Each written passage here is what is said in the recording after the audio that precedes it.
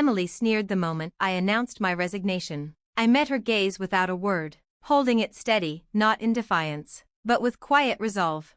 Our conversation had circled around the company's new initiative to cut labor costs, laced with thinly veiled contempt for employees allegedly abusing overtime pay. Tom, unsurprisingly, seemed to relish the idea.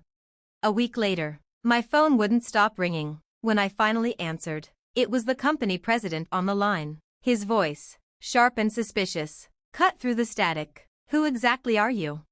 I let out a small, incredulous laugh before answering. "Lily Johnson. I'm 59 years old and have served this company with dedication for 37 years, since the day I graduated college." I explained our role, a support company offering administrative and tax services, especially for busy executives. I managed 45 clients, a monumental responsibility that had long since outgrown the help of a part-time assistant. Still, I never let myself show weakness. These weren't just clients, they were long-standing relationships I had nurtured over decades. Their trust, especially during difficult times, had fueled my perseverance. Yet today, sitting in front of my computer, I found my thoughts clouded by the constant harassment from Tom and Emily. Tom, newly promoted to head of the tax department, was 7 years younger than me. Since his promotion 3 months ago, he had undergone a drastic transformation. The polite colleague I once knew had become cold, condescending, and insufferably critical. Even when I pushed back, he dismissed me with a smirk, telling me to consult the manual and warning against taking initiative. Emily, his assistant, wasn't far behind. She echoed his criticisms and mocked my outdated methods, conveniently ignoring the fact that I had once been offered, and declined, the department head position they both now fought to control. I kept my head down, committed to completing my work, but the pressure never eased. Tom accused me of inflating overtime, branding it as inefficiency. Emily added her sighs and eye rolls, insisting my hours were dragging down departmental performance. The irony? My overtime had recently spiked because Tom had dumped a month's worth of client files onto my desk, all due by the end of the month. That evening, I stared at the towering stack of folders, my face pale with disbelief. "Wait, these all have this month's deadlines?" I muttered, overwhelmed. Before I could make sense of it all, Tom was already packing up his things. He barely acknowledged me. "I'm heading out. Take care," he said with a smirk, disappearing out the door. Emily trailed behind him, laughing mockingly, leaving me alone with the pile of urgent work, some of which had clearly been her responsibility, now conveniently passed off to me. It was all so clear now. They wanted me gone. With my years of experience, I had become a go-to resource for colleagues, more so than Tom. His cold demeanor and lack of leadership left others avoiding him, all except Emily, who clung to him in what was clearly a strategic alliance. Tom favored younger female employees, and Emily used that to her advantage. Her harassment wasn't personal, it was calculated, a way to endear herself to the one now responsible for evaluating our department. Despite it all, I continued preparing tax returns, juggling them with client declarations, even as unpaid overtime loomed over me like a shadow. Then, unexpectedly, I was summoned to the president's office. The company's leadership had recently shifted after the sudden illness of the previous president. His son, now in charge, hadn't yet gotten a full grasp of our operations. As I entered the room, Tom and Emily were already there, both wearing smug smiles. The atmosphere was icy, tense, and then came the blow. "Lily," the president began flatly, "we'll need you to resign by the end of this month." The words hit me like a slap. I stared at him, stunned, demanding an explanation.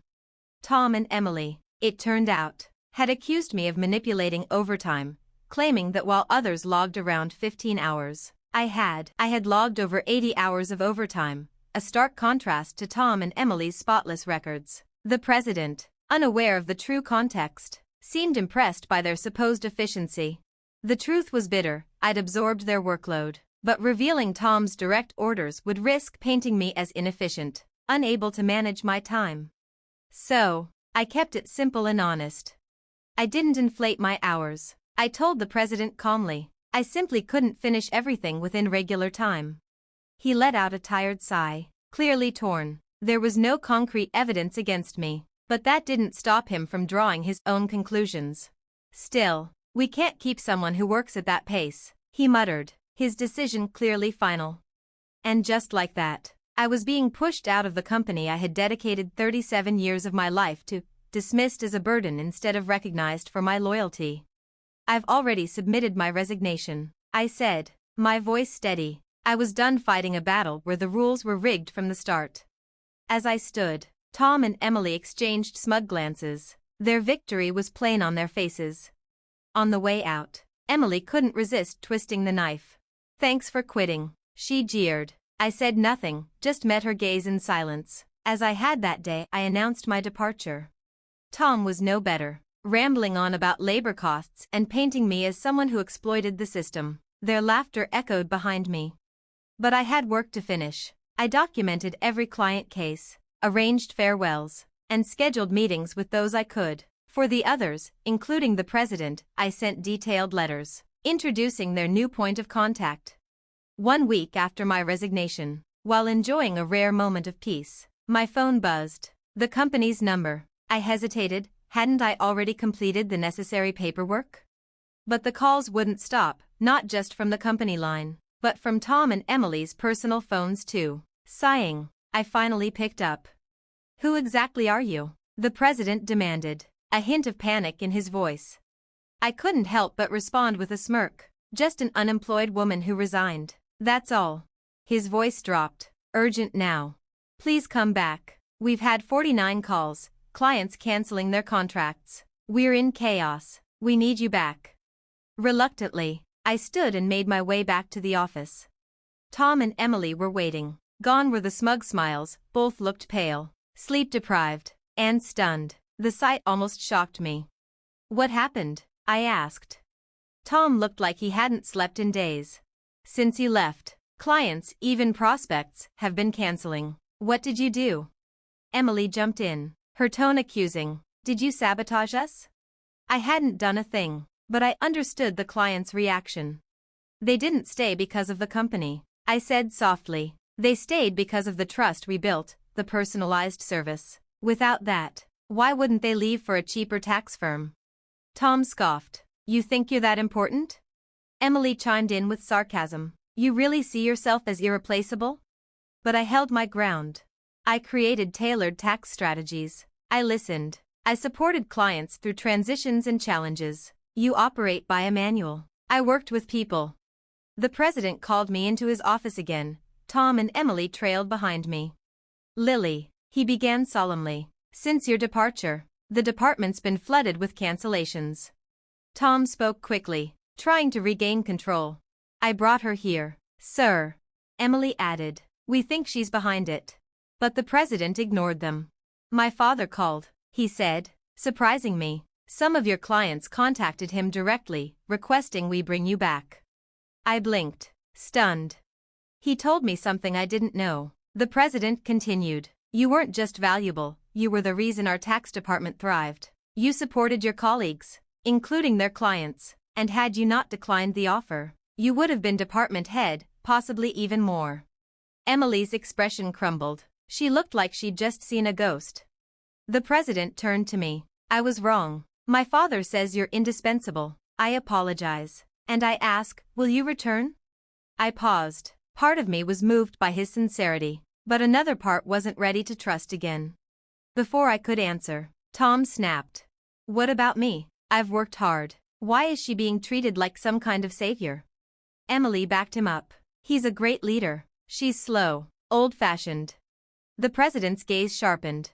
Then how do you explain the complaints I've received, from others in your department, about being forced to take on your work? Both froze. He continued, unflinching. Tom, you've been delegating your duties. Emily, you've passed your own client files off to subordinates. And now I hear there's more. He opened a file and pulled out expense receipts. These meals you expensed? You listed them as client meetings, but they were with each other, during work hours. Tom stammered. I was mentoring her. The president cut him off. In the office? After hours? With receipts from the company card?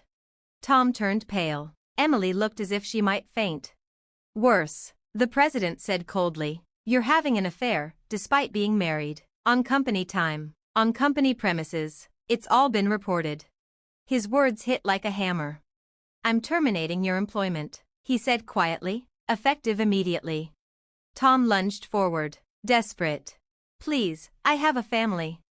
Emily begged too, suddenly tearful. I'll apologize to Lily, to everyone, just please don't fire me. They were no longer smug, no longer in control, just two people caught in the collapse of their own deception.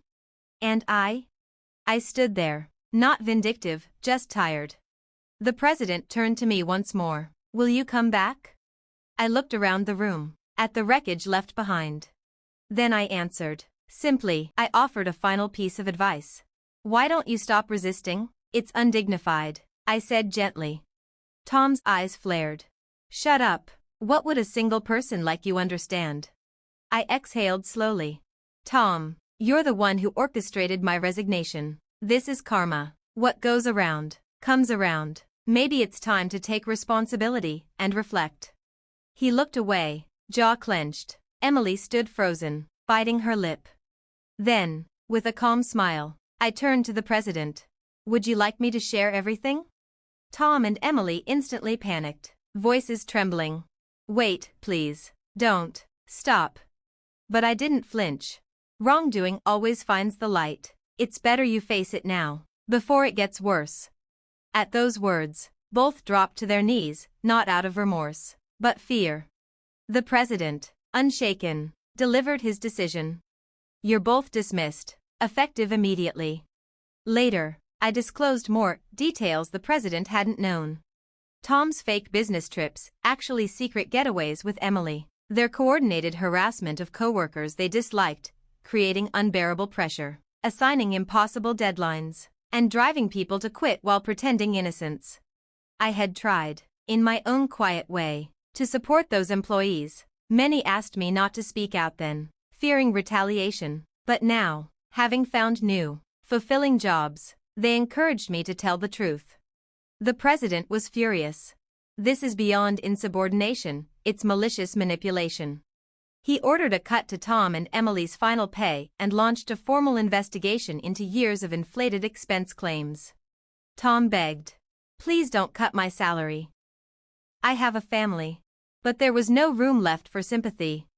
Their affair, once whispered about, became undeniable. News of Tom's infidelity reached his wife, and their marriage crumbled. The divorce was messy, with demands for financial compensation due to emotional damage. I heard about it when Tom messaged me. Please, he wrote, talk to the president for us. But it was far too late. Word of their misconduct spread quickly through the tight-knit tax industry. No reputable firm would hire them. They were left blacklisted, with resumes that carried a permanent stain. Eventually, they found work doing day labor on construction sites, a far cry from their former lives of spreadsheets and suits. Emily called me once in tears. Lily. I didn't even like Tom. I just wanted a better life. Please help me. I listened. Then I answered with the same honesty I had always offered. You can't unring a bell. Consequences follow choices, that's life. Her sobs echoed on the other end of the line. But regret, no matter how raw, couldn't undo the damage they had caused. As for me, I made my peace with it all. The president asked me to return, apologized profusely, but I declined. Once asked to resign, I had no desire to go back. Instead, I began helping at a friend's small tax office. It was quieter, gentler. I no longer endured office politics or hidden knives behind fake smiles.